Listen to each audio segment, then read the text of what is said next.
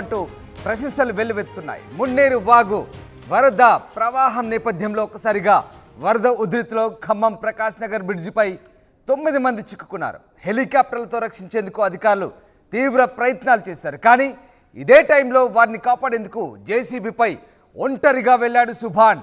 వరద ప్రమాదకర స్థాయిలో ఉందంటూ సుభాన్ను వారించారు, హెచ్చరించారు స్థానికులు. అయినా లెక్క చేయకుండా కాపాడేందుకు వెళ్లాడు సుభాన్.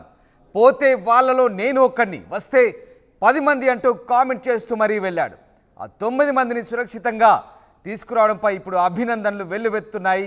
రియల్ హీరో సుభాన్ అంటూ సోషల్ మీడియాలో కామెంట్స్ వెల్లువలా వస్తున్నాయి. ఎస్, మీరు చూస్తున్న దృశ్యాలు ప్రకాష్ నగర్ బ్రిడ్జ్పై 9 మంది చిక్కుకున్నారు. మీకు తెలిసిందే వరదల్లో ఆ 9 మంది కోసం ఎంతమంది ప్రార్థనలు చేశారు, ఆ 9 మంది కోసం ఎంతమంది ఆరాటపడ్డారు. వాళ్ళందరినీ క్షేమంగా సురక్షితంగా తీసుకురావాలంటూ ఎన్నో ఒత్తిళ్లు. ఏకంగా మంత్రి తుమ్మల నాగేశ్వరరావు కూడా అక్కడే ఉన్నారు. ఆయన కూడా తీవ్రంగా శ్రమించారు. మరోవైపు వైజాగ్ నుంచి ఎన్డీఆర్ఎఫ్ బృందాలను కూడా హుటాహుటిన రప్పించారు. తొలుత హెలికాప్టర్లో తీసుకొచ్చేందుకు ప్రయత్నించారు, కానీ కుదరలేదు. కానీ అక్కడ సుభాన్ అనే ఒక వ్యక్తి వెంకటగిరి వైపు నుంచి జేసీబీతో వెళ్లారు. వెళ్తే 10 మందిలో ఒకటిగా వెళ్తాను, వస్తే 10 మందిగా వస్తామంటూ ఆయన కామెంట్ చేసి మరీ వెళ్ళాడు. ఆ 9 మందిని సురక్షితంగా తీసుకొచ్చాడు. ఆ సందర్భానికి సంబంధించినవే ఆ భావోద్వేగ క్షణాలు ఒక్కసారి మీరే వినండి.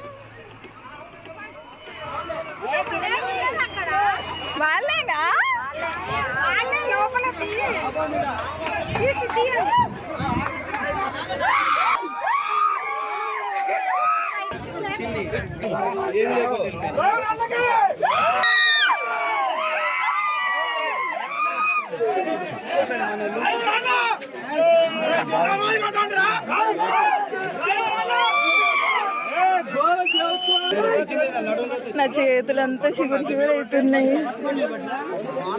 మా డాడీ మొత్తానికి సాధించిండు.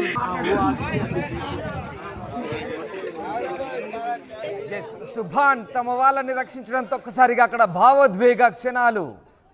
ఒక్కొక్కరిగా జేసీబీ నుంచి 9 మంది దిగుతుంటే వాళ్ళ కుటుంబ సభ్యులు, గ్రామస్తులు ఎంతో ఉత్కంఠగా ఎదురు చూస్తున్న స్థానికులంతా కూడా ఊపిరి పీల్చుకున్నారు.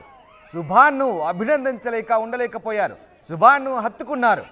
తమ వాళ్ళని క్షేమంగా కాపాడినందుకు వాళ్ళంతా కూడా ఒక్కసారిగా భావోద్వేగంతో కూడిన కన్నీళ్లు వచ్చాయి. ఆనందానికి అవధులు లేవు. క్షేమంగా తిరిగి వచ్చామంటూ అందరూ కూడా తమ సొంత వాళ్ళ దగ్గరికి వెళ్ళి ఆ క్షణాలను, అప్పుడు వాళ్ళు అనుభవించిన వేదనను అంతా కూడా పంచుకుంటూ ఒక రకంగా కన్నీటి పరిమితమయ్యారు. మరొక రకంగా సేఫ్గా బయటపడ్డందుకు ఆ క్షణంలో భావోద్వేగానికి గురయ్యారు. కన్నీటి బాష్పాలు రాల్చిన పరిస్థితి కనబడుతుంది. మరొకసారి సుభాన్ జేసీబీతో ఎంతటి రిస్క్ చేశారు. నిజంగా వెంకటగిరి వైపు నుంచి ప్రకాష్ నగర్ బ్రిడ్జికి లోపలికి వెళ్ళారు. అప్పటికే వైజాగ్ నుంచి ఎన్డీఆర్ఎఫ్ బృందాలు వస్తున్నాయి. మంత్రి కూడా అక్కడే ఉన్నారు. ఆయన స్వయంగా పర్యవేక్షిస్తున్నారు. తమ వాళ్ళని రక్షించమంటూ, ఎలాగైనా రక్షించమంటూ వాళ్ళంతా వేడుకుంటున్నారు. రాష్ట్ర వ్యాప్తంగా ఇది పెద్ద చర్చనీయాంశంగా మారింది. ఆ 9 మంది ప్రాణాలు కాపాడాలంటూ తీవ్ర ఒత్తిడి పెరిగింది ప్రభుత్వంపై కూడా. నేపథ్యంలో రకరకాల ప్రయత్నాలు చేశారు. హెలికాప్టర్లు, నేవీ హెలికాప్టర్లు వచ్చేందుకు వాతావరణం సహకరించడంతో విజయవాడలోనే హెలికాప్టర్లు ఆగిపోయాయి. అటు ఎన్డీఆర్ఎఫ్ సిబ్బంది ఏకంగా వైజాగ్ నుంచి పిలిపించారు. వాళ్ళు వచ్చేలోపే సుభాన్ చాలా రిస్క్ చేశాడు. ప్రాణాలకు తెగించి మరి సుభాన్ ఆ 9 మందిని కాపాడారు. ఏకంగా జేసీబీ సహాయంతో నెమ్మదిగా బ్రిడ్జి పైకి, వెంకటగిరి వైపు నుంచి బ్రిడ్జి పైకి వెళ్ళాడు. ఆ 9 మందిని ఎక్కించుకొని సురక్షితంగా ఒడ్డుకు చేరిన తర్వాత ఆ క్షణాలు చూడండి ఎలా ఉంటాయి. ఒడ్డుకు చేరిన తర్వాత ఆ జేసీబీ వస్తుంటే కేరింతలు చూడండి. తమ వాళ్ళు క్షేమంగా ఒడ్డుకు వస్తున్నారంటే ఆ కేరింతలు చూడండి, అరుపులు చూడండి. ఆ జేసీబీని, ఆ 9 మందితో కూడిన జేసీబీని ఎలా ఎస్కార్ట్ చేస్తున్నారు, ఎలా వెంబడిస్తున్నారు. ఒక ఘన స్వాగతం. పూలు ఒక్కటి తక్కువ, అక్కడ పూలు ఉంటే కనుక పూలు చల్లేవాళ్ళు. అంతటి ఉద్విగ్న క్షణాలు. ఎందుకంటే 9 మంది విలువైన ప్రాణాలను చాలా రిస్క్ చేసి కాపాడాడు సుభాన్. Real hero అనిపించుకున్నాడు.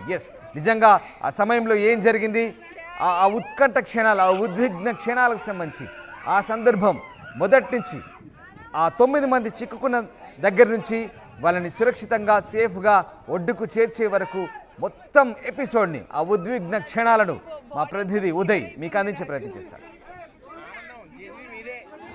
మున్నేరు జల విలయంలో దాదాపు 15 గంటల పాటు చిక్కుకున్న 9 మంది వ్యక్తుల ప్రాణాలను కాపాడడానికి ప్రభుత్వం అవిశ్రాంతంగా శ్రమించింది. కానీ ఆ సహాయక చర్యల్లో ప్రభుత్వం విఫలమైనప్పటికీ అటు వెంకటగిరి ప్రజలు మాత్రం సక్సెస్ అయ్యారని చెప్పుకోవాలి. ప్రాణాలకు తెగించి అత్యంత సాహసోపేతమైనటువంటి నిర్ణయం వాళ్ళు తీసుకున్నారు. ఆ గ్రామానికి చెందినటువంటి 9 మంది వ్యక్తులు వరదలో చిక్కుకున్నారన్న విషయం తెలుసుకొని ఉదయం నుంచి రాత్రి వరకు సహాయక చర్యల కోసం పూర్తి స్థాయిలో ప్రభుత్వానికి సహకరిస్తూ వెంకటగిరి గ్రామ ప్రజలు అందరికీ ఆదర్శంగా నిలిచారని చెప్పుకోవాలి. దాదాపు 15 గంటల పాటు ఉక్కిరి బిక్కిరయ్యారు ఆ 9 మంది వ్యక్తులు కూడా. కొంతమంది మహిళలు, చిన్నారులు పూర్తిగా పనుల కోసం అంటూ వచ్చినటువంటి ఆ వ్యక్తులంతా కూడా ప్రకాశం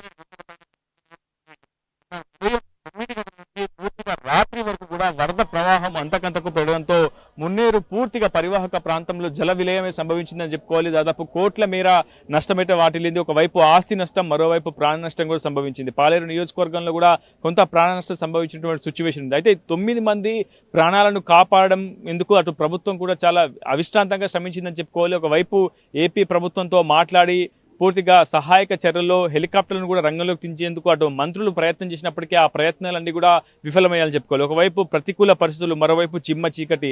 ఈ నేపథ్యంలో ఏం చేయాలో తోచని పరిస్థితుల్లో ప్రభుత్వం ఉంది. ఒకవైపు విశాఖపట్నం నుంచి, భద్రాచలం నుంచి ఎన్డీఆర్ఎఫ్ బృందాలను కూడా ప్రత్యేకంగా తీసుకొచ్చారు. ఎందుకంటే ఇక్కడ ఉన్నటువంటి స్థానిక డిజాస్టర్ రిసీవ్మెంట్ ఫోర్స్ మాత్రం పూర్తి స్థాయిలో సహాయక చర్యలో కొంత వాళ్ళకి అనుభవం లేకపోవడంతో అటు వైజాగ్ నుంచి, భద్రాచలం నుంచి నిపుణులైనటువంటి గజ ఈతగాళ్లను, ఎన్డీఆర్ఎఫ్ బృందాలను తీసుకొచ్చి ఈ 9 మంది ప్రాణాలను కాపాడేందుకు పూర్తి స్థాయిలో శ్రమించారు. కానీ ప్రభుత్వం చేసిన చర్యలు, సహాయక చర్యలన్నీ కూడా పూర్తి స్థాయిలో సఫలం కాలేకపోయాయి. దీంతో ఆందోళన చెందినటువంటి వెంకటగిరి గ్రామస్తులు తమ గ్రామానికి చెందినటువంటి వ్యక్తులను కాపాడేందుకు స్వయంగా వారే రంగంలోకి దిగారు. నిజానికి సుమారు 36 అడుగుల మేర మున్నేరు వరద ఉధృతి కొనసాగుతుంది. కొన్ని లక్షల క్యూసెక్ల నీరు ఒకవైపు దిగువకు పారుతున్న సిచ్యువేషన్. ఆ సమయంలో చాలా ఆందోళనకు గురైనటువంటి ఆ వ్యక్తులతో ఫోన్లో సంప్రదిస్తూ పూర్తిగా అప్రోచ్ రోడ్తో పూర్తిగా జేసీబీని వెంట పెట్టుకొని వెళ్ళి జేసీబీపై కూర్చొని ఆ ఏరియాకు సంబంధించినటువంటి స్థానిక యువత, పెద్ద మనుషులంతా కలిసి పూర్తి స్థాయిలో సహాయక చర్యల్లో పాల్గొని ఆ 9 మంది వ్యక్తులను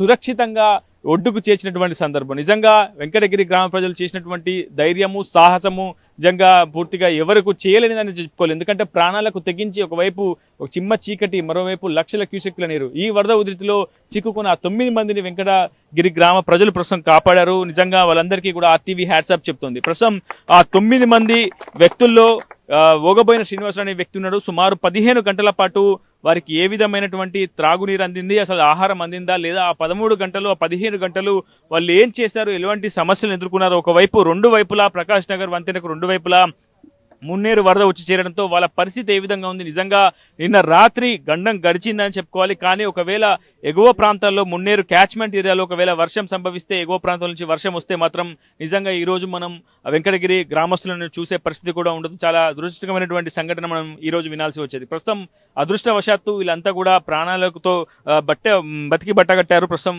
ఓగబోయిన శ్రీనివాసరావు ఉన్నారు. శ్రీనివాస్ గారు, అసలు ఏం జరిగింది, ఎందుకు మీరు ప్రకాష్ నగర్ వంతెనకు వెళ్ళిపోయారు? చాలా సామాజిక మాధ్యాల్లో, మీడియాలో కూడా ప్రచారం జరుగుతుంది మీరేదో వంతెనకి వస్తున్నటువంటి ఆ వరద ఉధృతి చూడడానికే వెళ్ళారు, సందర్శకులుగా వెళ్ళారని. అసలు ఏం జరిగింది? అసలు వ్యాపారం, ఇది వ్యాపారం నుంచి. మీ పేరేంటి? ఓగబోయిన శ్రీనివాస. మీది ఏ గ్రామం? మాది వెంకటగిరి గ్రామం. మేము ఉండేది ఖమ్మంలోనే ఉంటాను. చేసి ఇక్కడ ఆవును కట్టేసుకొని బయటకు వద్దని చెప్పేసి ఒకేసారి వద్ద తిరిగేసి చుట్టేసింది మొత్తం. అట్నుంచేసి ఎటు వెళ్ళిపోయే పరిస్థితి లేదు. పిల్లలకి ఏమి రాదు, ఈత రాదు. నా ఒక్కడికి వచ్చు, ఇంకొక ఆయనకు వచ్చు. 7 మనుషులకి ఏమి తెలియదు. వాళ్ళకి తీసుకొని చిన్న పెరుగుతామంటే బ్రిడ్జికి వెళ్ళాను. 10 నుంచి 11 గంటల కాడికి ప్రభుత్వాన్ని చెప్తూనే ఉన్నాం, అందరికి ఫోన్ చేస్తున్నాం, వస్తూనే అంటారు. కార్పొరేటర్లు అందరూ వస్తుంది అంటారు. ఎవరు కూడా స్పందించలేదు మమ్మల్ని. తర్వాత 3 గంటల నుంచి ఇంకా పెరిగింది, 4 గంటలు ఇంకా పెరిగింది, 6 గంటల కల్లా పెరిగింది, ఇంకా పై నుంచి వస్తుంది. ఇక అసలు మమ్మల్ని ఎవరు పట్టించుకోవట్లేదు. 4:30 కాడ నుంచి మా వాళ్ళు తినడానికి ఏమీ లేకపోతే ఆ డ్రోన్ పైన తెప్పించారు. అన్ని మా వాళ్ళు చూసుకున్నారు. అది అంటే డ్రోన్ ప్రభుత్వం సరఫరా చేసింది ప్రభుత్వం.